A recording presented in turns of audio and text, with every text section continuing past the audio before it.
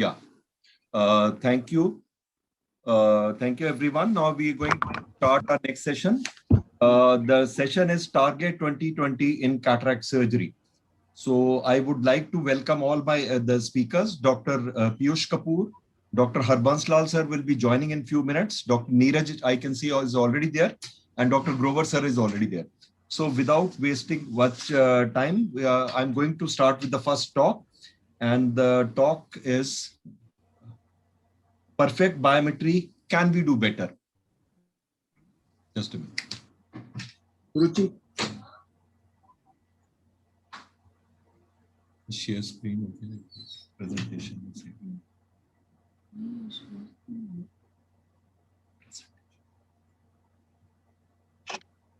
Presentation.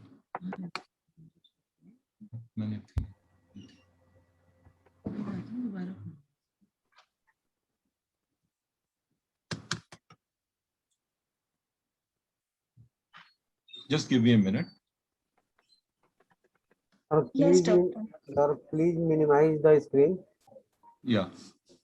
Yeah, minimize.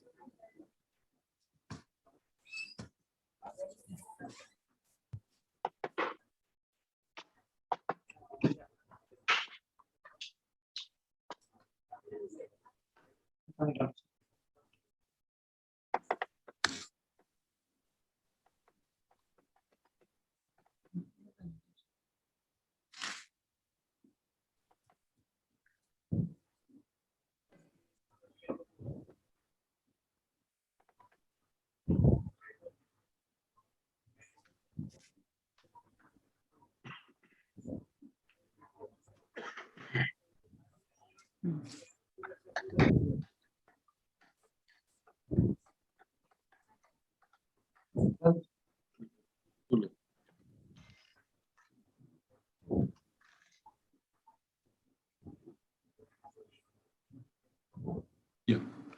Are my slides visible? No, sir. Not slide is not coming. Not coming? No, sir. Only show the Kingston D drive perfect. I'll start again, sir. Okay. Are my slides visible now? Yes, sir. Slide show. Slide show.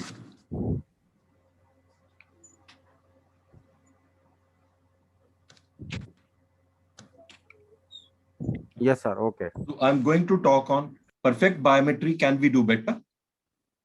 There are refractive surprises. There are a group of patients who value their hemianopia so much. So when you break the news to them that they require specs after cataract surgery, they are extremely disappointed. And what are the major sources of prediction error? ELP prediction accounts for 35%, axial length 17%, keratometry 10%. Few subjects in the field of ophthalmology are as complex as IOL power calculation formula because a lot of mathematics is involved in the calculation part, and we ophthalmologists are not very fond of mathematics.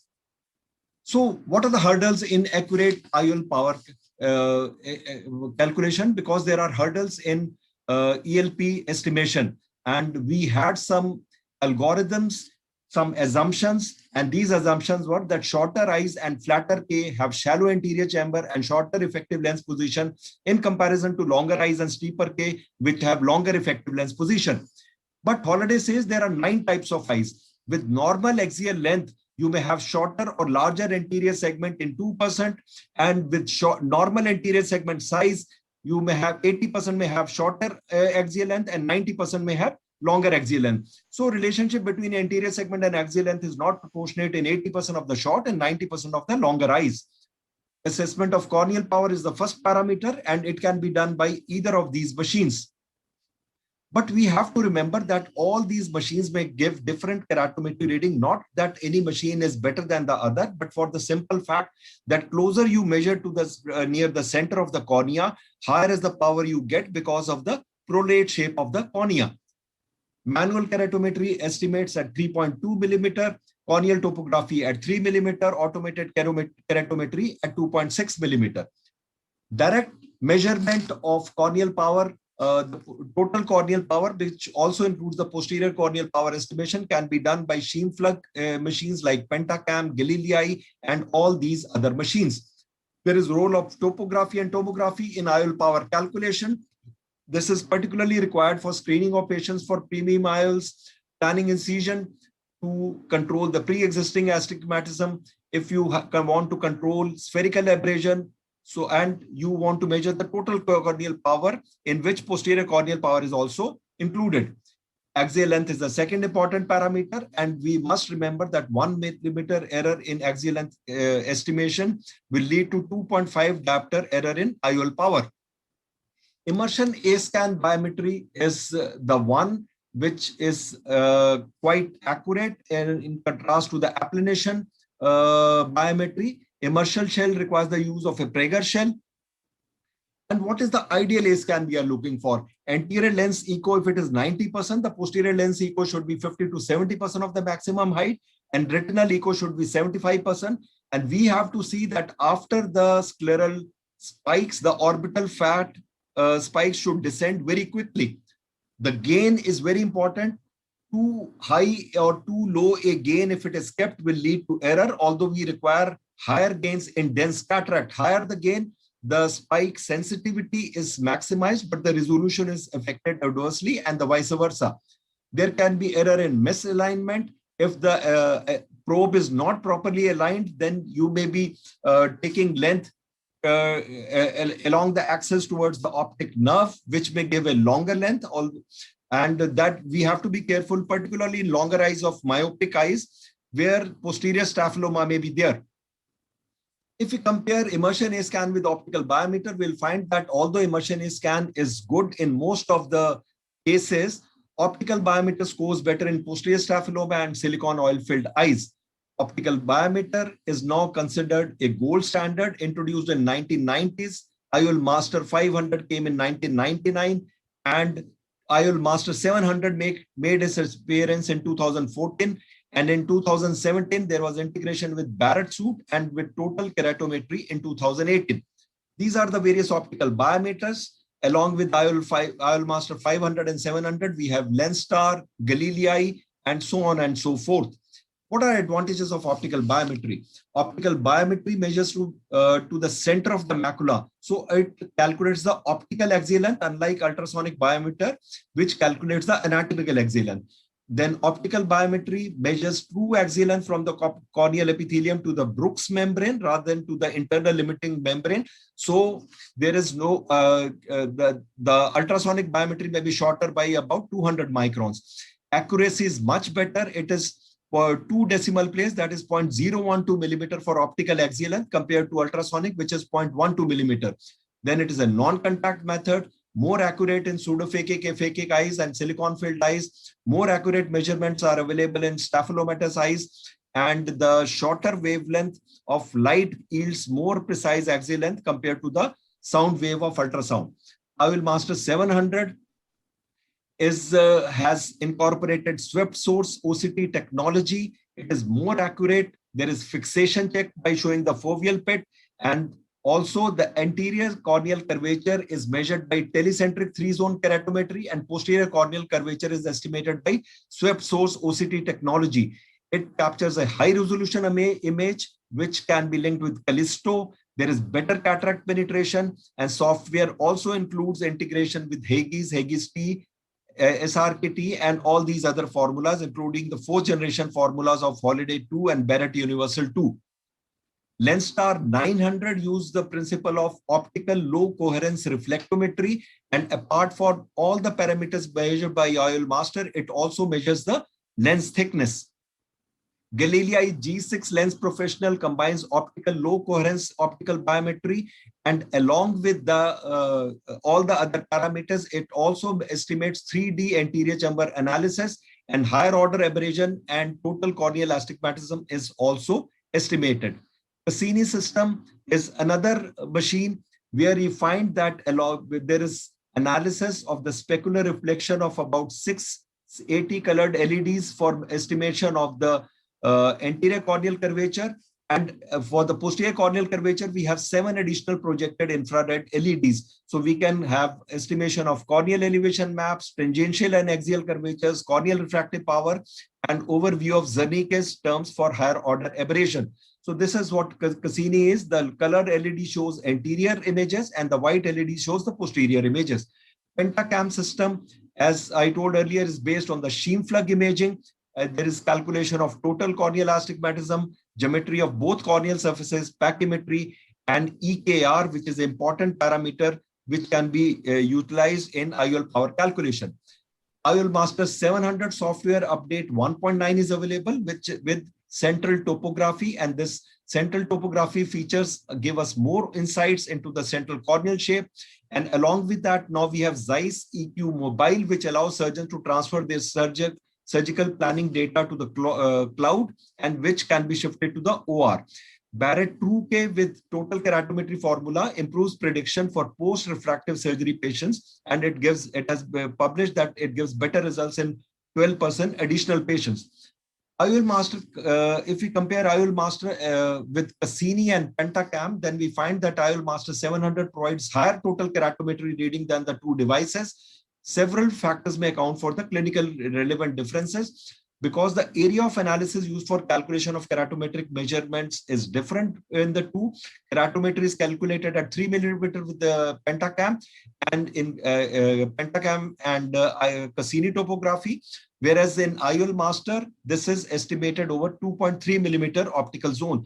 And of course, there are different mathematical approaches for keratometric estimation of the posterior corneal shape. So after that, we have to do the calculation of, after that, we have to do the calculation by the IOL power formulas. And the IOL power formulas, if we see that there are different formulas, and now the first generation, second generation, now is the time for the newer formulas. And the newer formulas are the modern formulas, Holiday 2, Hoffer H5, LADAS, Olsen, Barrett 2K, Barrett Universal 2, and Hill RBF calculator. Ray tracing is another method, but and it is available in Oculux package and Olsen's Phaco Optics package. And it has been found that ray tracing is equally accurate as the third generation formulas, but it may be superior in odd eyes with extreme axial length and corneal conditions. A limitation of ray tracing is that it is still dependent on accurate estimation of effective lens power. So currently it is not performing the older formulas. Hill RBF formula is based on artificial intelligence, and one more advantage is that it is self-validating. We get the readings either in bounds or out of bounds. Inbound means that system has enough data to support 90% plus minus 0.5 diopter accuracy levels. So this is how, if we get the red dots, it means the data, we don't have the data to match with the patient's data, and green means that we have the data which is similar to the patient's data, and we get the formula can make the estimate of the IOL power. So Barrett Universal 2 formula is recommended for short and long eyes. Along with other parameters, it also measures lens thickness and white to white measurement. So Hill RBF, as I told, is incorporated with LensStar machine, and the predicted accuracy of 90% is there of the target refraction. And if we compare these two modern day formulas, Barrett Universal 2 and Hill RBF, we'll be surprised that they use different premises.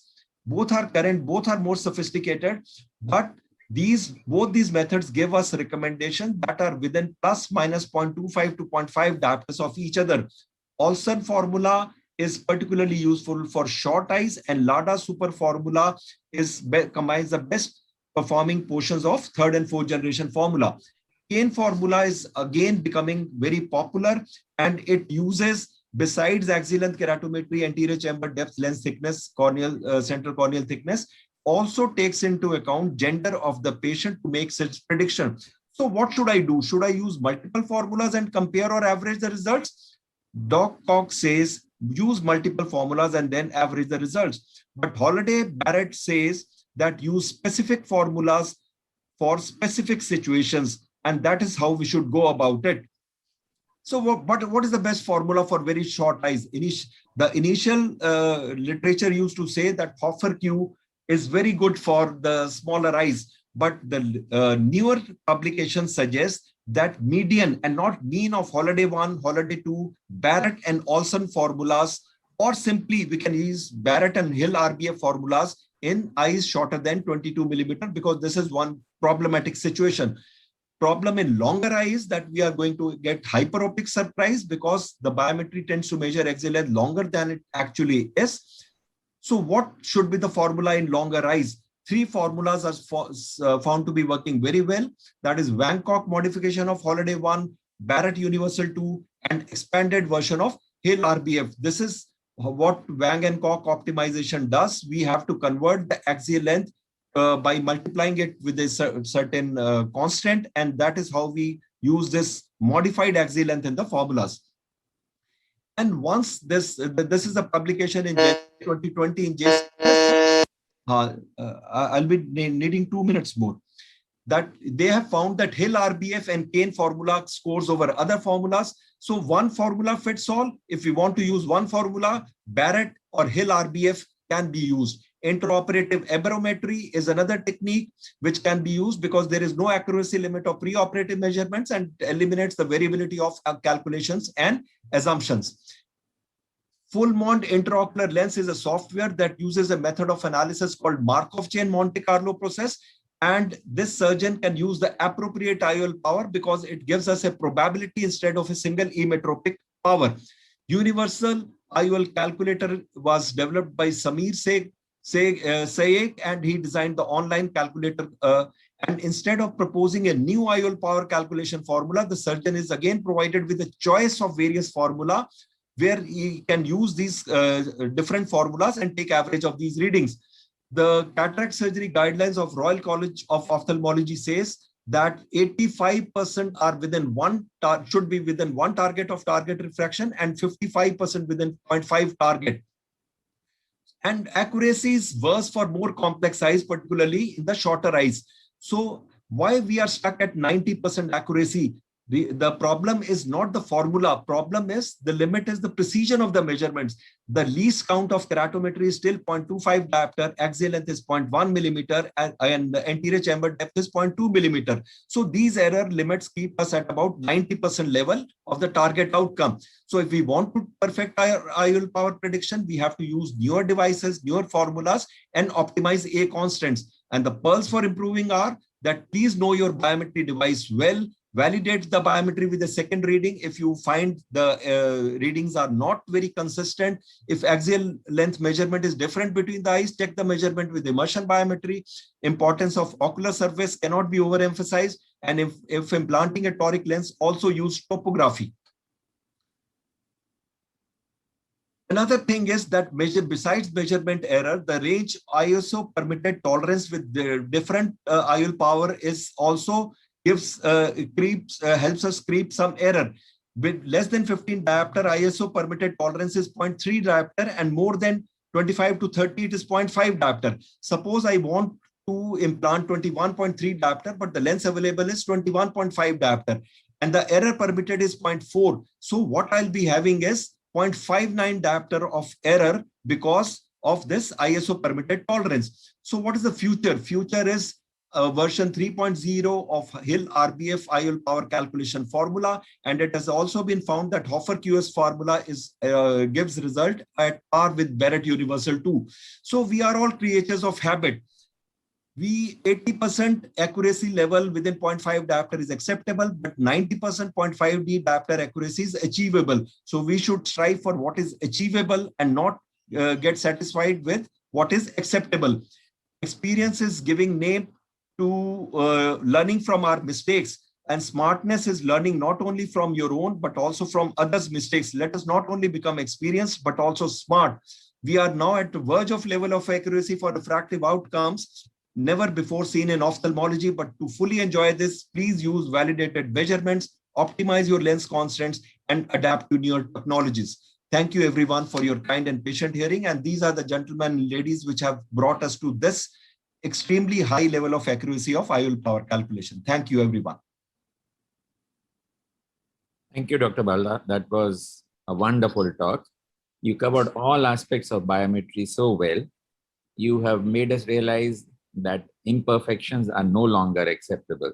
And that is what epitomizes you. So to give a brief introduction of Dr. Bhalla, our chief instructor, he heads the Department of Ophthalmology at the DDO Hospital. He's a member of the scientific committee and a very dynamic one. for the All India Ophthalmic Society.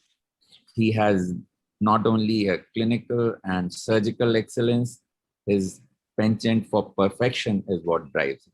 So it's wonderful to have him as our chief guest. Thank you so much for your kind words, sir. I have with me now, I'm going to introduce the next speaker. Dr. Piyush Kapoor is going to talk on tackling the astigmatism. Dr. Piyush Kapoor is a wonderful cataract and refractive surgeon, and he's chair.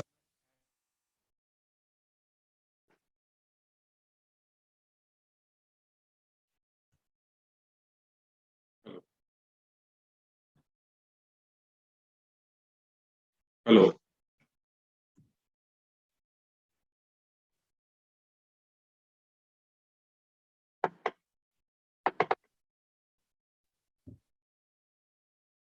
Am I audible? Hello. Yes, Piyush, we can hear you. Go ahead. Okay. Thank you, Dr. Bhalla, for giving me the chance to be a part of this instruction course. And I have been looking forward for this day since 20 years.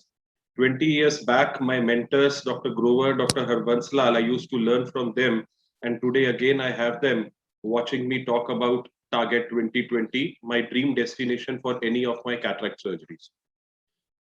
In these days of cataract surgeries, all the patients actually look forward for what is called as a refractive surgery. They have very high expectations and they want them to be a 6x6. This was a picture of mine in my OT when I felt great doing a grade 4 phaco on a patient. And after 2 weeks post-operatively, I found that patient saying, Doctor Saab, surgery to karali, lekin maza nahi aaya. His unaided vision was 6.9. The best corrected visual acuity was 6/6. But still, my patient was unhappy. And this factor led me feel very upset. I was actually thinking that what makes the patient really happy? Is it as big as climbing an Everest? But later I realized that it is actually the patient's need to get a 20/20 vision, the target 20/20, and it is, I have to look forward, how can I achieve it? Biometry is the main key to it, and Dr. Bhalla has very well talked about it. And my role today is about tackling astigmatism. Astigmatism has an incidence of about 20.76% of a quantum of about a 0.5 in our patient population. 47.27% is about have a astigmatism of 1 to 2 diopters, and 13.16% range between 2 to 3 diopters, and only 3.75% of patients have an astigmatism of more than 3 diopters. Our aim should be to leave them as low as less than 0.5 diopter of cylinder. The first step to actually tackle your astigmatism is to calculate your surgically induced astigmatism and learn to play with it. How do you play with it? Is that you can actually place the incision at the steeper axis, but the limitations exist that maximum you can handle is about a 0.75 diopter. So astigmatism, whether the patient has with the rule, against the rule, always place your incision on the steeper axis. Try to neutralize with your surgically induced astigmatism as much as you can. And you can always expand the incision or place a double CCI, that is placing another corneal incision at the opposite axis, exactly 180-degree opposite, and actually see how much you can handle with that. This is what we do with by making a larger incision, and we do a double CCI. But the results are variable and not very predictable. There is no specific established nomogram available for it. But my friend, all of us can develop our own nomogram and treat at least up to about a 0.75 astigmatism just by handling our incision and playing with it. The next is the role of LRI, which initially in my residency days, I saw Dr. Grover doing a thesis on LRI. It was almost about 20 years back. But while in my journey of my practice of 20 years, I hardly actually came across much LRIs until the Catalyst platform came in. my dream platform, or I would say again, my platform, which is giving me a good flexibility of handling an astigmatism, is the Catalyst, where we can do a femto-assisted LRIs in these patients. This is a platform which shows the planning of an astigmatism, where you can see 2 incisions are planned in the picture above, this and the one at the opposite axis of about a 55-degree. And this is the picture which shows exactly that once the planning has been matched with the delivery in the patient's eye. This is how the LRI beautifully looks on a slit lamp picture in the post-operative one. We can easily manage up to about a 1.75 to 2 diopter with an LRI and our incision combined. For the higher ranges, of course, we have the toric IOLs for it. The toric IOLs, I would say the main success for a toric IOL is making the right incision. This is, I am making an incision in a patient where I am making a mark at 90 degrees as a reference mark. The next is the bubble marker, which gives us where we just hold it horizontally to see the bubble being in the center. Then we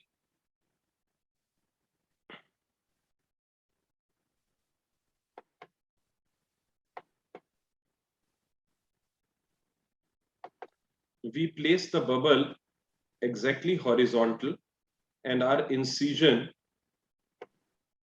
can be planned by making 3 points, 2 at 180 and 1 at 90. So this is how we place the bubble marker, by holding it in the inferior rim. We can also place a speculum, but that makes the patient a little uncomfortable. So this is my way of doing it. Later, when we take the patient on the table,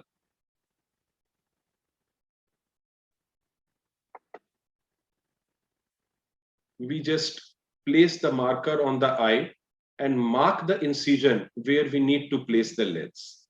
So once our incision and exact marking is done, my friend, 90% of our job is done, and we can easily handle and place the IOL by placing, doing a good surgery and placing the IOL exactly at the point.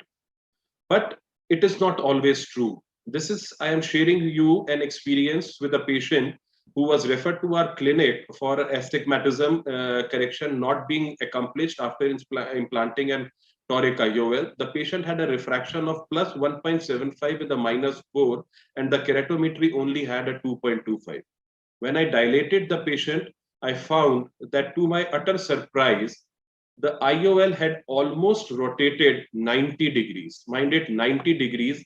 When we see that it has actually rotated 90 degrees, it actually started adding on to the astigmatism of the cornea and enlarged the cylinder from 2 to almost 4 diopters.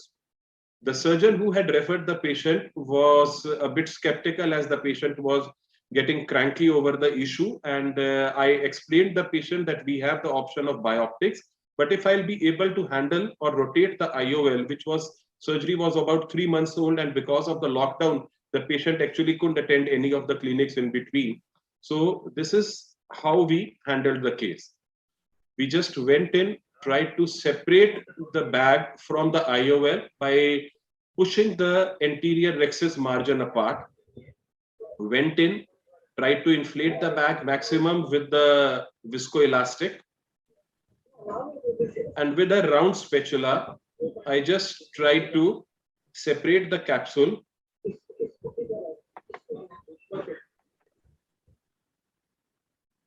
and luckily the capsule separated. The next step was to inflate the bag as much as possible with the viscoelastic.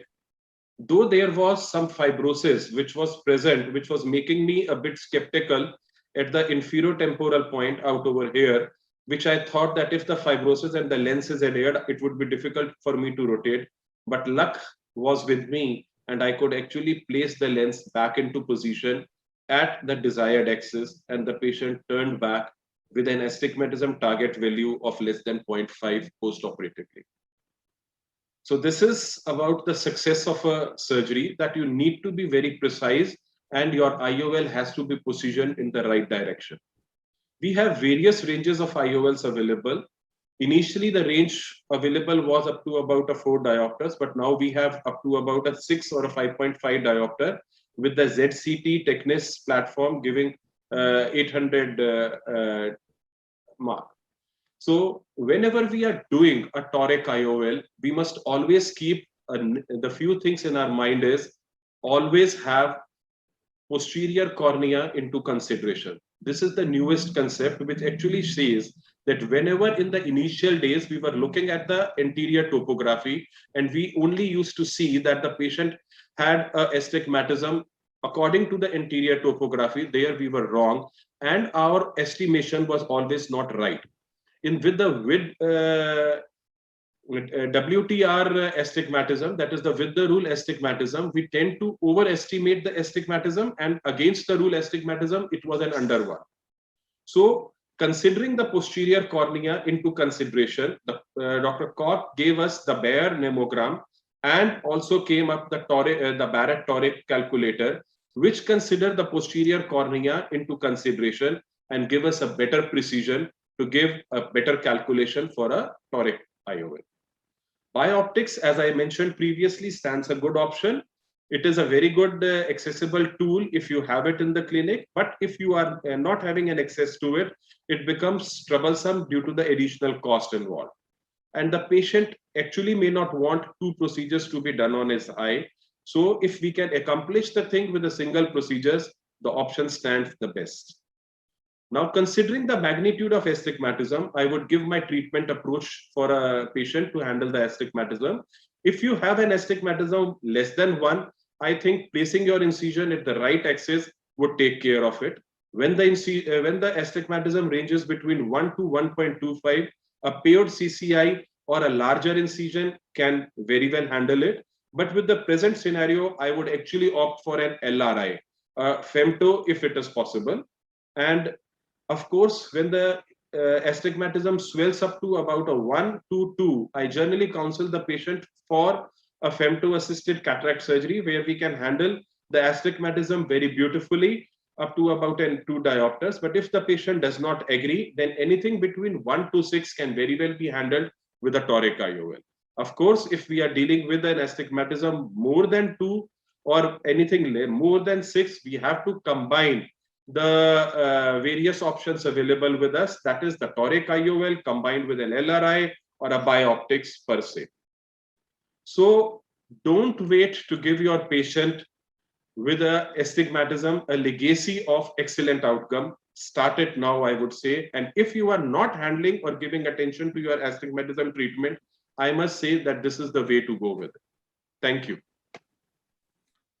Thank you, Piyush. That was a wonderful talk, and you covered all the aspects of how to tackle astigmatism so nicely, and gave us overview of the toric IOLs also. Thank you so much once again. Dr. Harbans Lal is there. Has he logged in? Yeah, he's there. I think. Yeah. Am I audible? Yeah, sir. You are audible, sir. Just like to. Yeah. Just Piyush, stop sharing your screen. Yes, sir. Yeah. I'm just doing it. Dr. Harbans Lal needs no introduction. Dr. Harbans Lal is one of the finest cataract and refractive surgery of our country, and he is now beloved president of All India Ophthalmic Society after having held so many important posts in AIOS and DOS. We look forward to great future for AIOS under his dynamic guidance, sir. Dr. Harbans Lal, sir, all yours. Thank you, Dr. Bhalla, for inviting me.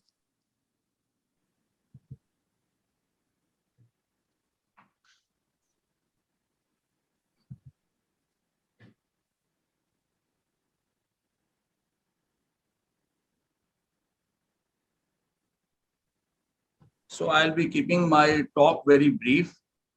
A perfect surgery and consistent and reproducible results is my topic. And as we know that the perfect surgery, if you want to perform, you will have to pay attention to each and every details. That means pre-operative, is there any difficulty? Before operation, you have got to assess whether the chamber is shallow. Is the surgery going to be complicated? Do you need to prepare something extra? And biometry has to be very, very accurate. And pre-operative medication and instructions have to be very clear whether the patient is on the blood thinner or is taking anti-prostate treatment. And you should also be aware whether you need the Sionis, Pauline, all those things are available or not. You must be well acquainted with the operating microscope, Phaco machine, and foot pedal control is very, very essential for the operating microscope and a Phaco machine. And you must always know where the reflex is if you need it. And you must always have a mental picture where the zoom up is, where the zoom down is, so that if you need to zoom up, zoom down a light, you should know the foot pedal very well. Once this is done, then we come to the various steps of the surgery, and which are each and every step has to be mastered. So I used to tell my residents that if you are not able to focus on all the steps in one go, at least for the 10 coming surgeries, you focus on one step and perfect it. Maybe it is a capsular exercise incision, it should be absolutely perfect. And then the mental analysis, what I feel is the most crucial for perfecting the surgery. If you can analyze what went wrong and how can I improve on myself, how I can put myself into a difficult situation and come out winner, how can I improve my skill as we keep on growing. These are very, very important. And watching and analyzing the videos and live surgeries of the other is very, very crucial to improve upon yourself. So let's see how not to make an incision. And we need to analyze now. If you watch this video, I'm trying to make an incision and I'm not able to go in because the eyeball is soft and the knife is blunt. So what are my choices? I go and inject the viscoelastic, increase the IOP to 30 millimeter of mercury or so. The eyeball is tense so that I can cut it.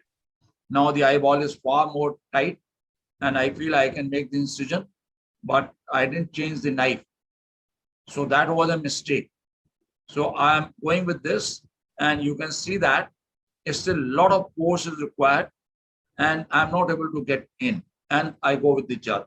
So what was needed was just simple change of knife. And when you see the whiteness around the incision, that is actually you have torn the incision, you are not cut it sharply. So whenever these white dots appear, that means your incision just you have torn it, you are not cut it.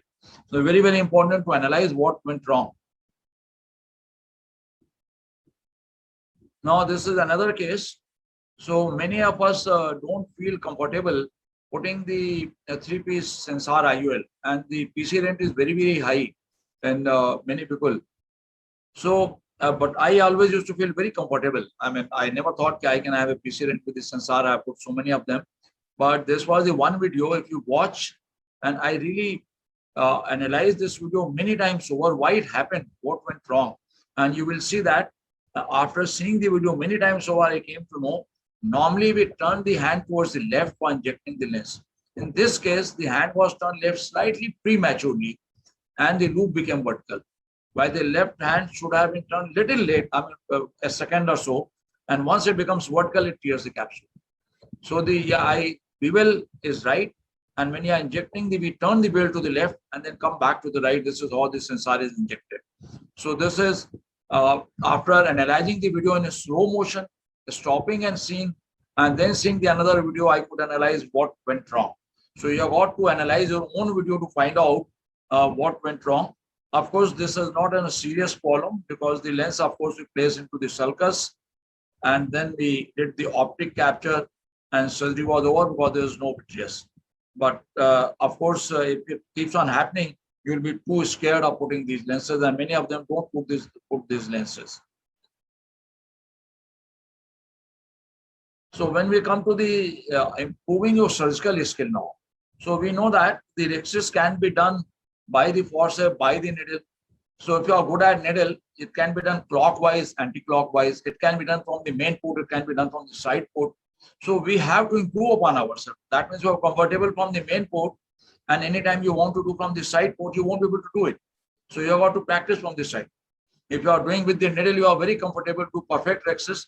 But anytime you need to use the forceps, if you are not practicing the forceps, so when you are doing a periodic cataract, whenever you are in a difficult situation, whenever the rhexis is running out, when the cataract is soft, so there may be many situations where actually you need to use the forceps. And in this case, the rhexis is going well, but the capsule is very fragile. And when I come here, I have already cut the capsule while trying to pull it. So I go towards the central side again, not from the same side, and trying to pull it again, so that I improve that cut part into the capsule. And again, I'm finding it difficult to continue. So in this case, now there is no choice but to go with the forceps. So the very important you have to go out of your comfort zone and keep on improving your surgical skill. Whatever, if you are doing a very good stop and chop, don't stop there. Try to do some direct chop and see whether you can improve it or not. Because whenever you got a Morganian cataract, loose nucleus in a mature cataract, you might have to do the direct chop. So we go with the forceps and complete the rhexis. So we need to keep on improving upon ourselves. You can't get stagnated at one place. Okay, I'm doing a good surgery. And this is another, like you can leave this capsule as such, there's slightly more coverage onto the one side. But why? Why not to learn how to do the enlarge the rhexis? And so we put on a viscoelastic, give a small nick, and then we try to enlarge this capsulotomy and have a perfect rhexis. And mind you, your rhexis, if any other surgeon watches your surgery after you've finished it, it is only by rhexis he can come to know whether the surgeon is good or not, because all other things will disappear. Corneal edema will disappear, lens will be centered. If the rhexis is good, they will say he's a great surgeon. So you need to master your rhexis very, very well. And now we come to observation. When you come to the observation, now see that this lens is well centered, there's absolutely no problem, but you can see the capsule access margins fluttering. So that means the junules are not strong enough. They are not keeping it tight. And this the life expectancy of the patient these days is very high. So why to give such type of a capsule which is fluttering over there? You can see the rhexis margin fluttering. So if you feel that, it takes only 30 seconds to 1 minute to put on a CTR ring and cost less than 500 rupees. So these patients really pay well. So you should not hesitate and put on a CTR ring inside so that the bag is well and good focus and stabilized. So in all these cases, these are not written in any books. And this is your own observation. You have got to be observant. You have got to keep on learning, keep on improving if you want to have the perfect outcome. And it becomes very, very crucial if you are using a multifocal IOL, a toric IOL, even a 0.5 millimeter decentration of the aspheric IOL, toric IOL, and multifocal IOL can cause a lot of glares and halos. Now, if you see this hydroimplantation, now I do all my cases hydroimplantation. It is very, very beneficial for toric. This I learned by watching Dr. Harshul Tuck in one of the live surgeries. So I found, and initially I used to make little larger rhexis because I was finding it difficult to inject. Now you can see when a smaller rhexis, I can just do hydroimplantation. So it saves the viscoelastic, it saves the time of removal of the viscoelastic, it decreases the post-op IOP height which you get is not there. It causes less inflammation. Toric IOL stability is more. So there are many advantages in this technique. But I know many of the surgeons never try to go beyond because they are doing very good surgery. They can put on a viscoelastic. What is the need to do it and why to? I mean, so if you want to improve upon yourself, you have to have a constant effort. You can't just have one surgery done and mastered and leave it over there. So you want to have a perfect surgery every time. You will have to keep on improving, keep on learning from the others. How can I go ahead further? So like in this case, I never allow the chamber to collapse in any of my cases ever at any stage of the surgery. So whenever I remove the irrigation cannula, air goes in, the fluid goes in, viscoelastic goes in. So this is absolute must. So thank you very much, Dr. Bhalla, inviting me, and thank you all the panelists. If there are any questions, I'll be happy to answer. Otherwise, I leave on my own instruction course. Thank you, Dr. Harbanslal. It has always been a pleasure seeing your videos, sir. And it is always very inspiring to hear you still teaching us to go on and improve our surgeries. Very motivational and very great, sir. And congratulations to you once again on your beautiful victory. For the, thank you, Dr. It's a part of all of you. All of you. Thank you. Congratulations, sir. Congratulations. Now I would invite Dr. Neeraj Manchanda because Dr. Harbanslal has just joined another session. Dr. Harbanslal has to join another session and Dr. Bhalla has joined and also joined another session. Dr. Neeraj Manchanda does not need any introduction. He's a proficient vitreoretinal surgeon with a very large volume cataract surgeon as well. He has an experience on both cataract as well as vitreoretinal surgery for the past almost 20 years, and is very efficient and very profound in his ways of handling complications. So here you have the podium, sir. Okay. I'll start my screen.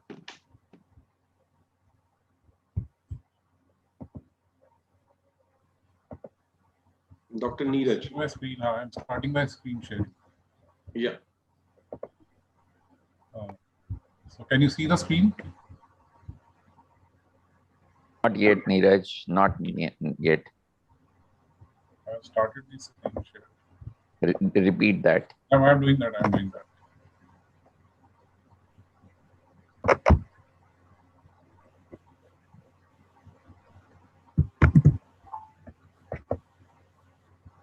So, can you see it now? Yes.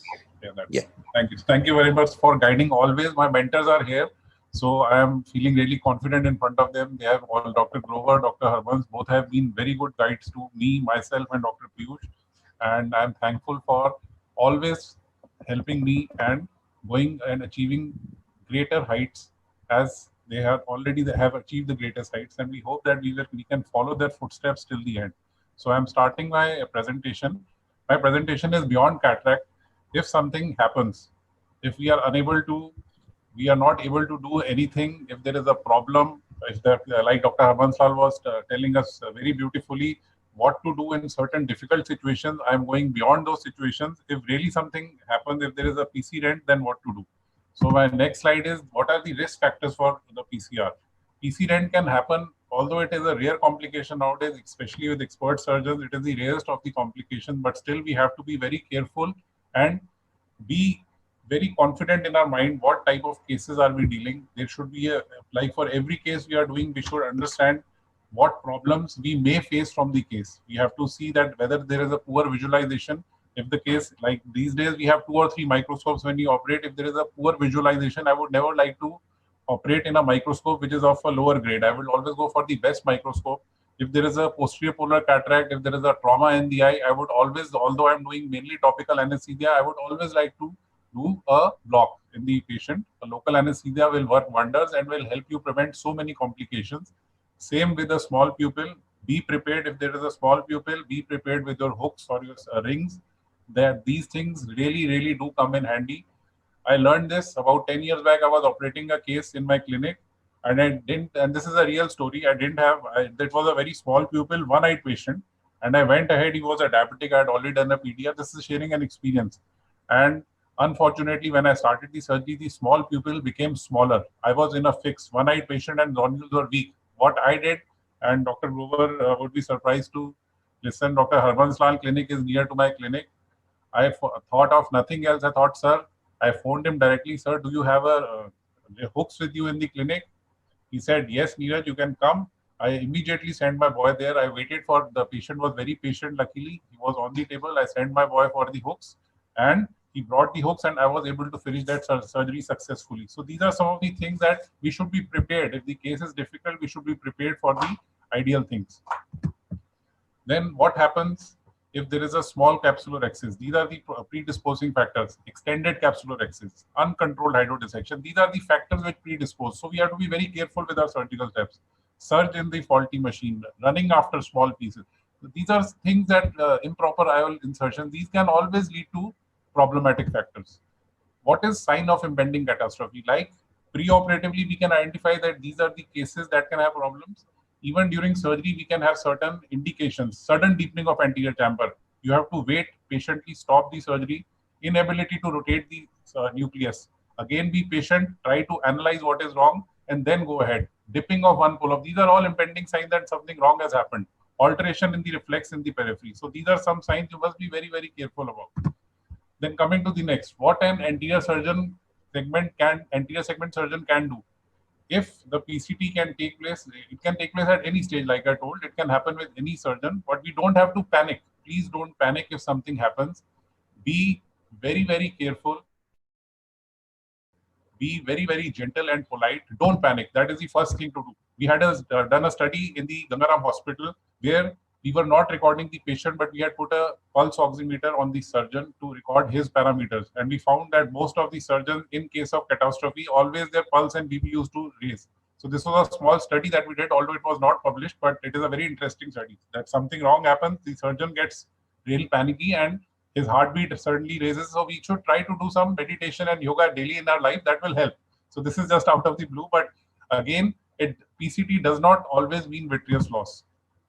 How to avoid vitreous loss? We can maintain the anterior chamber by using viscoelastic liberally. Use of Viscoat. Viscoat should always be available with us. Dry aspiration in case of little bit of, if we find that there is little bit cortex left, and in case of a nodular dialysis, use an endocapsular ring. Like Dr. Harvans also said that these things, armamentarium should be with you. And how do we avoid vitreous loss? Dry aspiration is the key to that. Have sufficient viscoelastic, do a dry aspiration, avoid section on the bare area and no pressure on the section. I can show a small video here, you can see. So this is a grade 3 cataract, you can see. Pupil is moderate in size. So we are already prepared that something might happen. We are going ahead with a hydrodissection, slightly brown cataract, moderate size pupil. So you can see the surgery is going on. And we are doing the phaco now.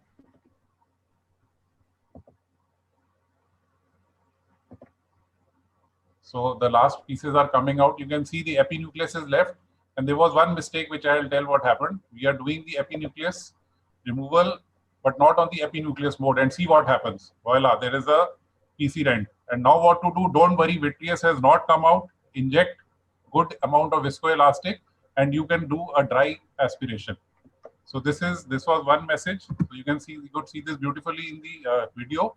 So no phaco aspiration. Immediately you should not remove the phaco tip. As soon as the rent happens, be calm and patient. Try to inject viscoelastic into the chamber from the other port and then only withdraw the phaco probe.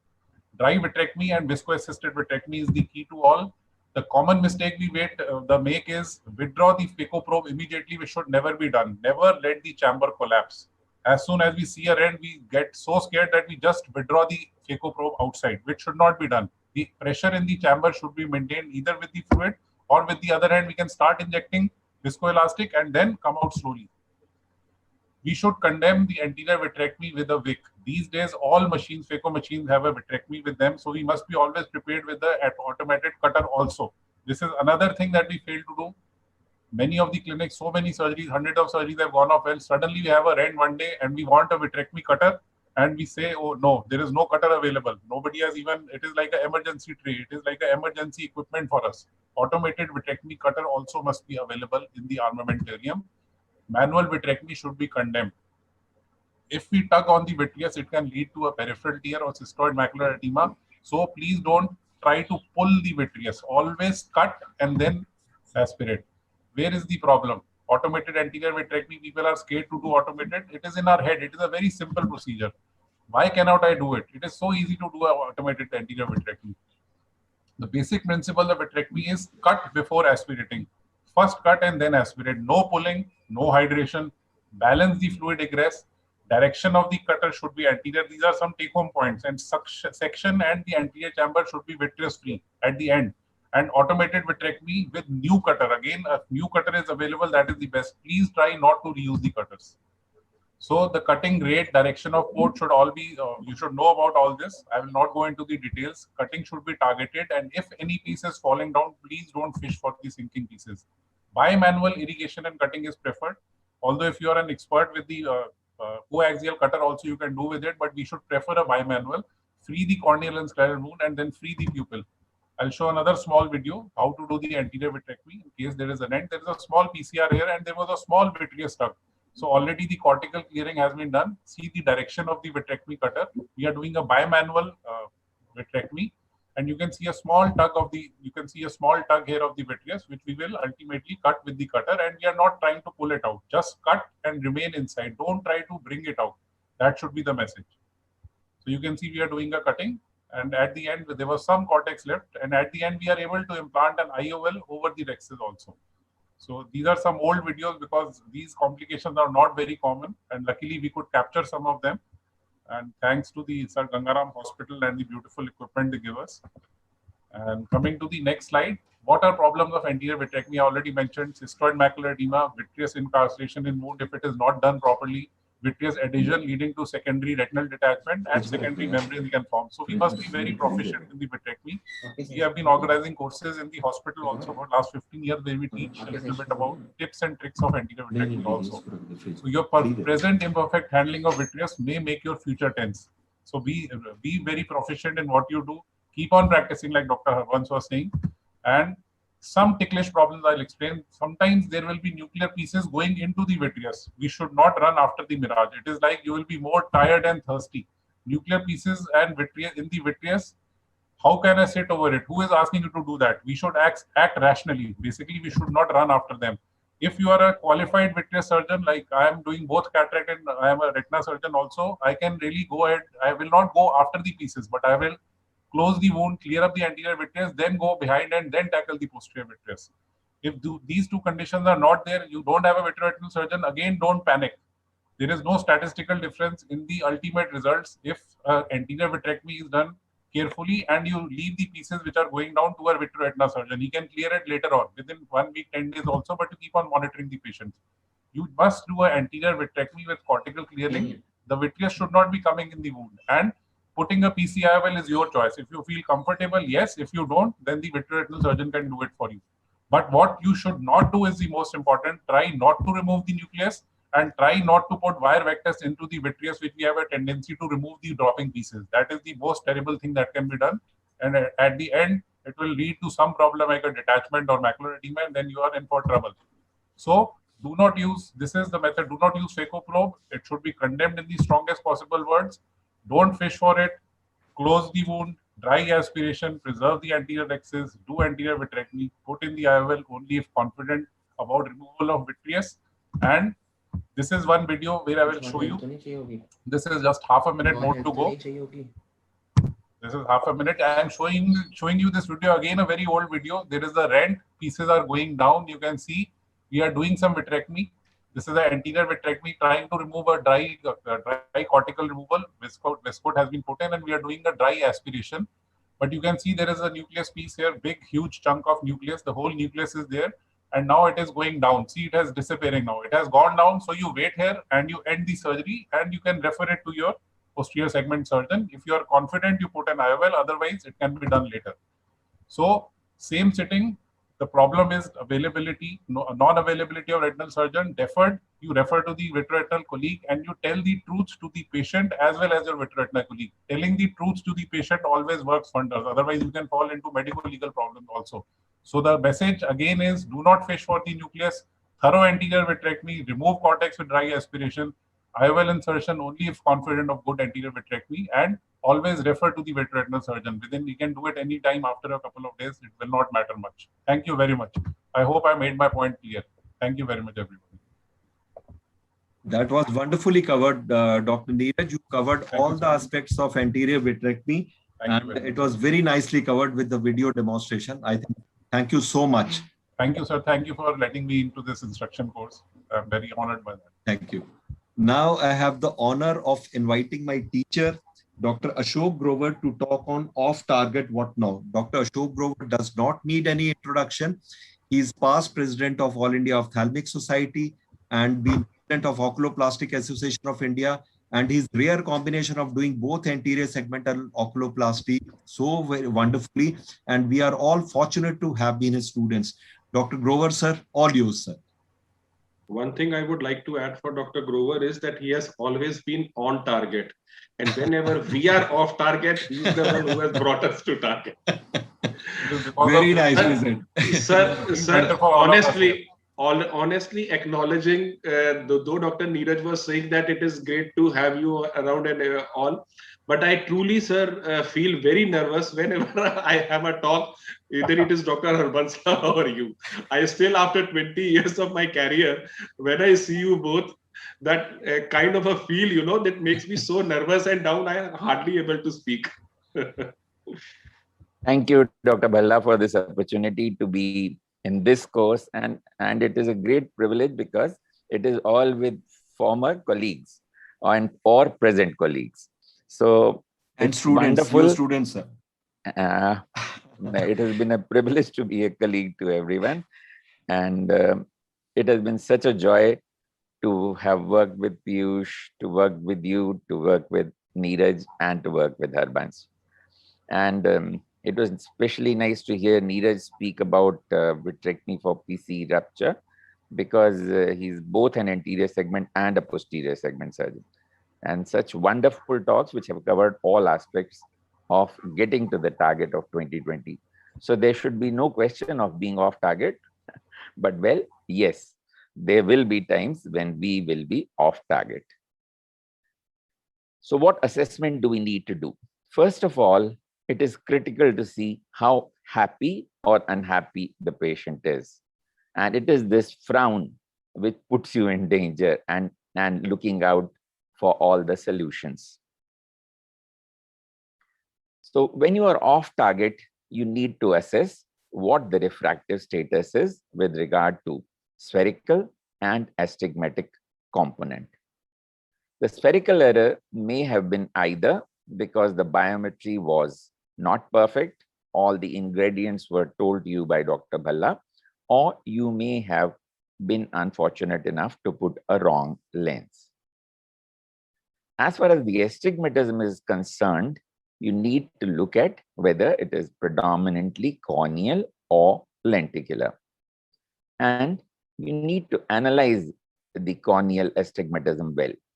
Do a good topography, see whether it is regular or irregular. It will help you surmise whether you're dealing with a pre-existing corneal astigmatism or whether some operative element has caused astigmatism. If the astigmatic error appears to be lenticular, this may be because the lens is not in the right position. It may be tilted or it may be decentered.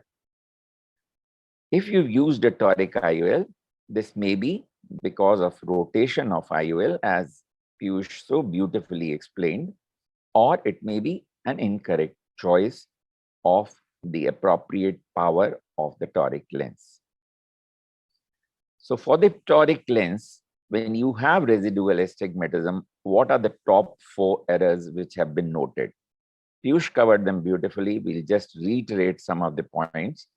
If the measurements preoperatively had some error, if the marking was less than perfect, which was shown so well, or if the lens was not placed in the appropriate position, or it rotated, or you fail to take into account the surgically induced astigmatism. The other causes, again, Piyush mentioned posterior corneal curvature. This is an integral part of all the formulas now and all the calculation, toric calculators. So this must be taken into account. And there are times when you get measurement variability. Your different ways of measuring do agree. So if keratometry and topography show a difference, it may be because the cornea is irregular, as in a conical cornea, or because of any of the surface problems or previous radial keratotomy corneal scars. So now, how do you go about correcting the imperfections that you have with regard to the refraction? These options were also discussed.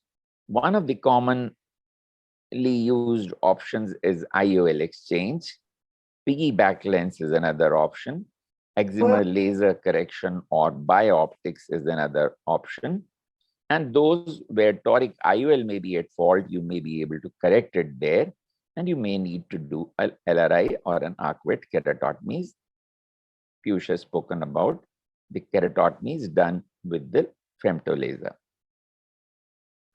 Now, what are the possible reasons why IOL exchange may be the best option? One, it does give very good refractive outcomes because the calculation is very scientific, as you've been told by Dr. Bhalla, that you get a very accurate biometry with the currently available methods, especially the optical biometers or immersion. Whereas the piggyback lenses and LRIs are both based on normograms, which are less perfect. And you can expect a better long-term outcome because the IOL is going into the bag where it is designed to be. But there may be reasons why you should not choose IOL exchange.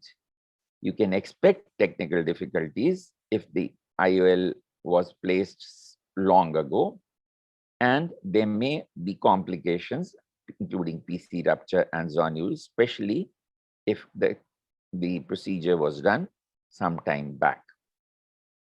So let's see why piggyback lens may be a wise option.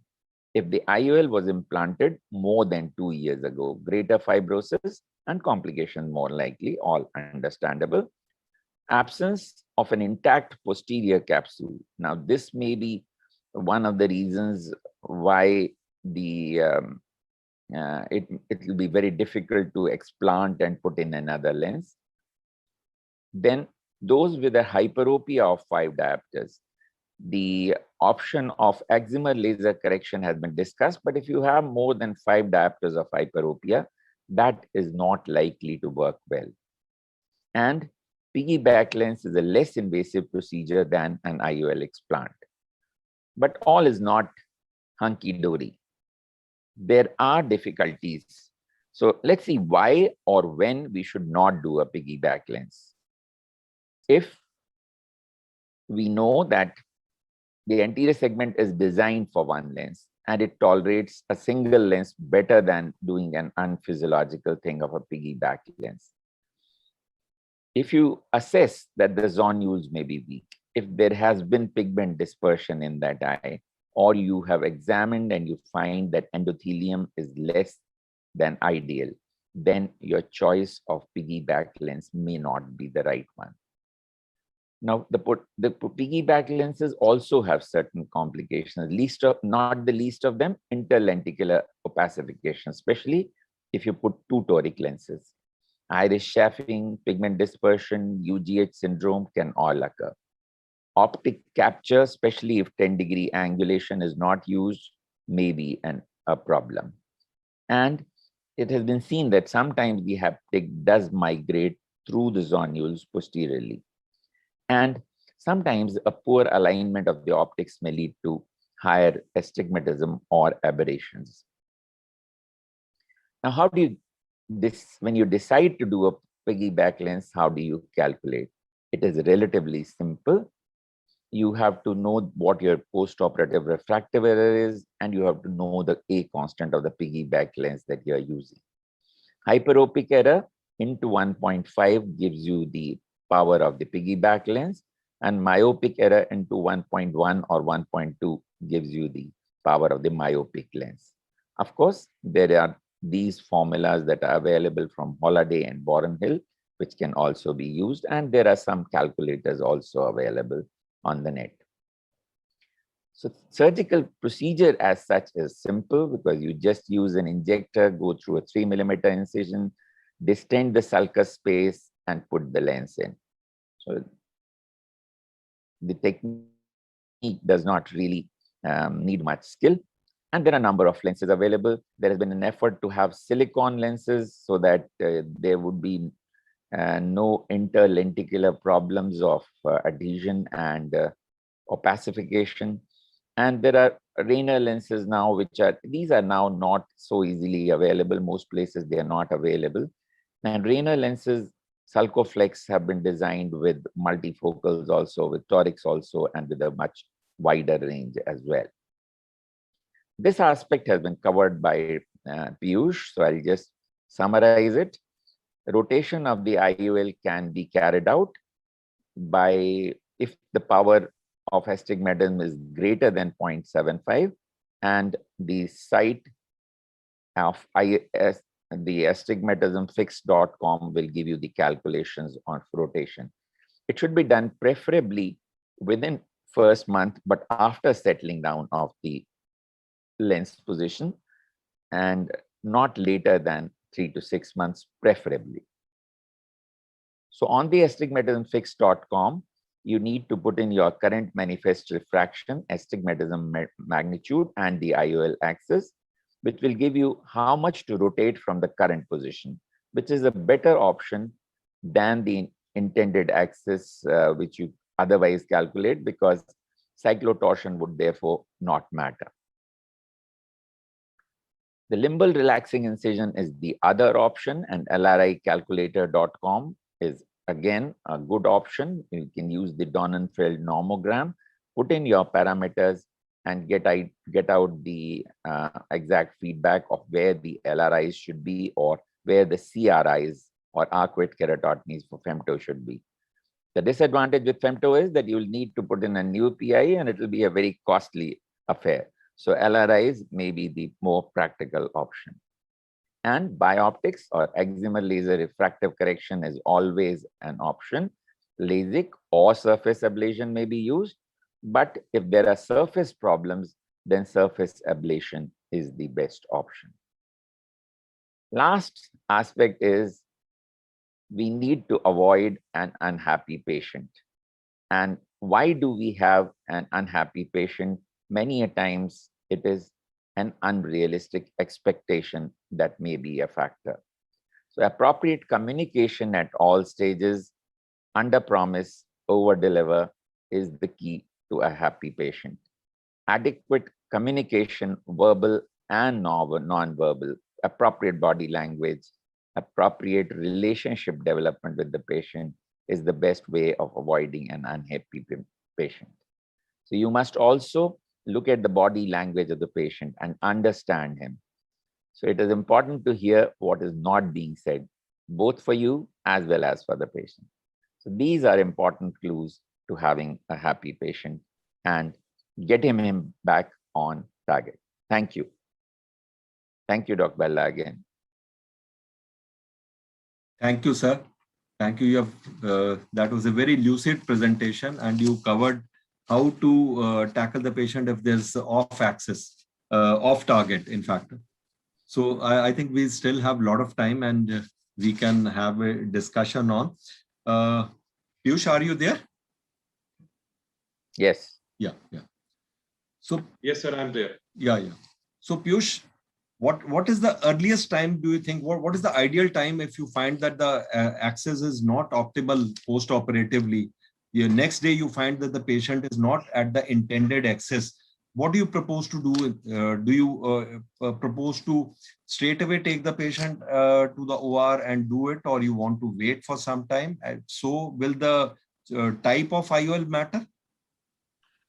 Sir, the IOL actually does not matter. Dr. Grover has rightly pointed out that it should be at least 2 to 3 weeks after the primary surgery, because if you actually look at the bag integrity, within 2 to 3 weeks, the slight fibrosis of the bag starts settling in. So this actually gives a helping tool to the surgeon that once you rotate the IOL and put it in the desired position back, and the bag is slightly fibrosed and tense, it would actually prevent a further rotation of the lens. So most of the times, whenever we have undertaken a re-rotation, 99% of the times I have found that the IOL has gone more stable as it was compared to the primary fixation. So it is best to wait for 2-3 weeks, let the bag have a slight tackiness in it, and then put in the rotate the lens. And in fact, too early manipulation in terms of patient satisfaction, I also generally find a little critical, because I don't try to create a panic reaction in the patient's mind that we have to do something. And mostly, like in Indian scenario, the patients get a little psyched about it if they are not counseled that Dubara operation kyun ho raha hai. So if you just put it in the cool hand that let us wait, maybe after 2-3 weeks we can comfortably do it, then the patient also does not feel that skeptical psychologically. Dr. Grover can enumerate if he feels Perfect point. Yes. I think also the corneal astigmatism, the wound astigmatism has stabilized by then, so you have a better assessment. But first of all, we must understand why we would have a wrong axis. I think one of the key reasons sometimes with a busy surgeon like any one of us is that if you're doing so many cases, sometimes your assistant may not even point out that it is a toric lens, and you've forgotten, your marks have become less visible, faint, and you may just forget to put the lens at the axis.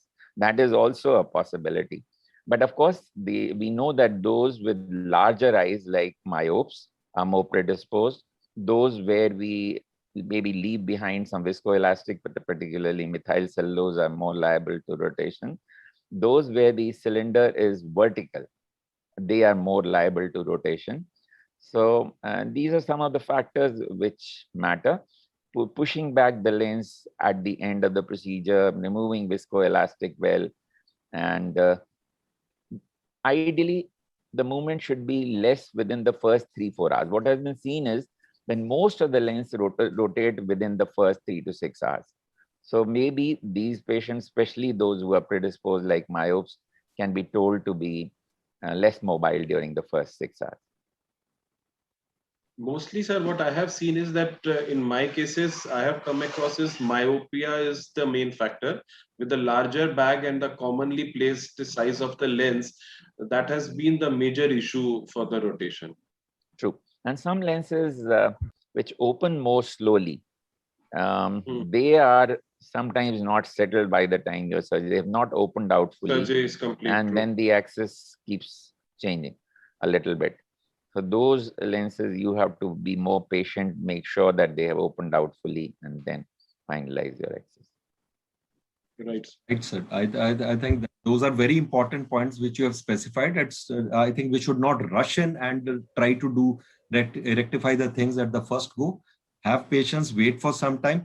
And sir, another point which I think some authors follow is that if particularly in large bags of myopic patients, if you have to really correct the axis, say after 2 to 3 weeks, does it make sense to put CTR also along with that so that we prevent rotation, we stretch the back to some extent? Rather putting a CTR, I think will, yeah, Dr. Grover, sir. Bolo. I was actually of the opinion, sir, that maybe you can guide us better that CTR putting in these bags with the already preset in fibrosis would be rather difficult and a more cumbersome option, because already the bag is getting a little bit contracted after 2 to 3 weeks. I think just rotation simply and placing it at the right axis would serve the purpose. Dr. Grover can better tell us. I agree with you. Because I have a limit. I have never used a CTR in these cases. Rather CTR would actually tend to, sir, stretch the bag further, and we would need a lesser end-to-end diameter so that it actually compresses upon the IOL and holds the IOL at the right position. So I think that the message is loud and clear that we need to keep the things simple and not complicate the things much more, make the things much more difficult for ourselves and for the patient also. I think, and then the talk by Dr. Neeraj, I think it was exhaustive and lucid talk.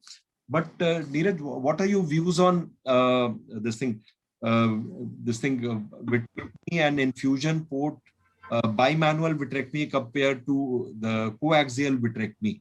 Like I said in my talk, sir, coaxial should be avoided as far as possible. Right. And even though I have a coaxial cutter also with the phaco machines, and we have the option of the other machines also, both vitrectomy machines, I would, even in a coaxial, when I tend to do, I will remove the sleeve of the coaxial. I'll just put the cutter in and use the 2 side ports rather than the main port. Although in the videos I have shown, they were old videos. With experience, we have learned that if we use the side ports, because the chances of vitreous coming back out from the wound, because the bigger ports, when you put in the vitrectomy cutter, there is leakage on the sides. But if you go from the side port, you can extend the side port a little bit. If you don't have a 23 gauge cutter or the bigger vitrectomy machines, with the phaco machines, I always tend to remove the sleeve of the coaxial cutters, just go in with the cutter, and from the other hand, I will use a cannula or a 23 gauge cannula, whichever is available, blunt cannula, which we use for viscoelastic. So that is better, because loss of vitreous, chances of vitreous loss when we are pressurizing the eye with the fluid becomes much less. Vitrectomy also becomes much better, and the control of the surgeon is much better. So I would always propose, as far as possible, avoid the coaxial. And the trick is, if it is a coaxial, the sleeve of the coaxial and most of these cutters can be removed, and you can use it from the side port rather than the other main port. That is the message. One thing I would like to just add on in terms of piggyback IOLs, I don't know, sir must have already used the piggyback lenses available from the Care Group. They have a 4-point fixation, and sit very beautifully over the IOL when we place it in the sulcus. Even when zonules are a bit compromised, recently in one of the patients, I was just implanting a piggyback lens. The previous surgery was not very well done, and the posterior capsule integrity was also not good. As I just opened the bag and put the viscoelastic, the primary IOL was rotating so fast that it gave me a fierce, kind of a jerk, that maybe that while more manipulation, I may just tend to push the IOL in the vitreous. But when I just went back, I just aborted the procedure that day, looked back on the slit lamp, I thought that maybe I can go do the surgery. The next day when I took it and I placed the lens, the piggyback IOL, I felt that the lens from Care Group is very good that way, that it fits very snugly, and the 4-point fixation allows a very good centration in such patients. Dr. Grover, sir, can you share your I experience? do not have experience with the Care lens, but I'm sure it is a good option.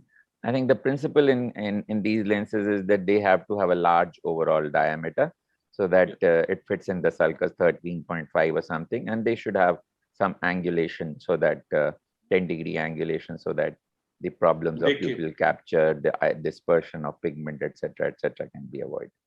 The other thing, I'll just re-stress what Neeraj has said, because that is so important.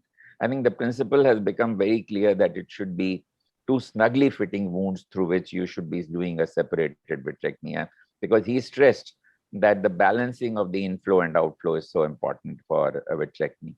And in fact, there is a lot of stress in the recent literature on switching to pars plana wherever you can. If you are good enough to do that, then switching to pars plana for vitrectomy is an even better option.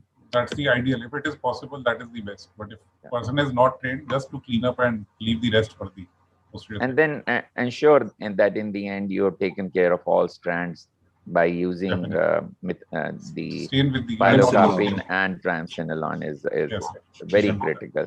Otherwise, you always end up with small, even when you feel you've done a good job and constricted the pupil, you're sometimes left with a single strand or a double strand, which you can always see in the post-operative period. So it's important too. The visibility of strands is so beautiful with triamcinolone. Yes. I think there's a publication also of, and one of the strongest proponent of pars plana vitrectomy in PCR cases is Dr. Vasavda, who always advocates that all anterior segment surgeons should be doing pars plana vitrectomy. I think that is ideal way, because it's very irritating to find the vitreous strand post-operatively on day one. You have done everything according to you, and still you find some strand is there in the anterior chamber, and that little bit of peeking really puts you off. It is a psychological trauma to the surgeon. To the surgeon. His ego is hurt. It may not matter to the patient if it is a single small strand. But it matters to the surgeon. Every time he sees him, he is traumatized. And especially if he goes to other surgeons, they have a lot of comment also. If you leave that single strand. And sir, now another question is to all the panelists. What is your go-to formulas in axial length more than 26 millimeters? Sir? Myopic eyes, long, and shorter eyes. Sir. Less than 22 millimeter and more than 26 millimeter. I think the things have become much simpler, as you explained, by the availability of the new generation formulas. Now you stick to Barrett Universal 2 for most of these. Otherwise, you had to have separate formulas for short eyes, long eyes. But with the availability of Barrett Universal 2 with IOL Master, I think, or with Lenstar, I think they have become the go-to formulas for most cases, or Hill RBF. Barrett, I still feel, sir, is better than Hill RBF, because we generally, in my case, I use a Lenstar and a IOL Master both, and we have an access to all three, Olsen, Barrett, and Hill RBF. But if to choose one, I would actually err towards Barrett, because the predictability of Barrett I felt is the best. Yes, I agree with that. Neeraj? Post classic eyes also, if Barrett formula, online there it is available. Barrett is, I think, the best, according to me also. So it should be available. Barrett 2K combined with the ASCRS website. True. And Especially let's if have it the is- last word from Dr. Bhalla on this. No, I totally agree, sir. I think Barrett Universal 2 is really a formula which has become go-to formula for all of us. It is very accurate in all sorts of eyes. But I found the one of my PG had thesis topic also that in shorter eyes, I find Kane formula which has come in, and it is also available online. It is also giving good results, and the publication also shows that it is shade better than Barrett. I think if we are aiming towards perfection, maybe these newer and newer formulas come, which takes our accuracy level higher and more. I think so. I don't think we should be satisfied with, like in my last slide, we should not be satisfied with the present accuracy level. Maybe the coming time will give us more and more accurate things, sir. Absolutely. Right, sir. So thank you once again for all of you for such wonderful presentation, and thanks to Dr. Grover sir, Dr. Harbans, Dr. Piyush, Dr. Neeraj for being part of this course. I really am very grateful to them. Thanks to you, sir, for giving this opportunity. Thank you, sir. Thank you very Absolute much. privilege to be a part of this. Thank you. Thank you, Thank you, Piyush. sir. Thank you. Bye. We are Bye. right Thank in you, time. sir. Have a sir. good day. Bye-bye. Bye. Good night. Thank Bye, you, sir. doctors, for the wonderful session and for ending the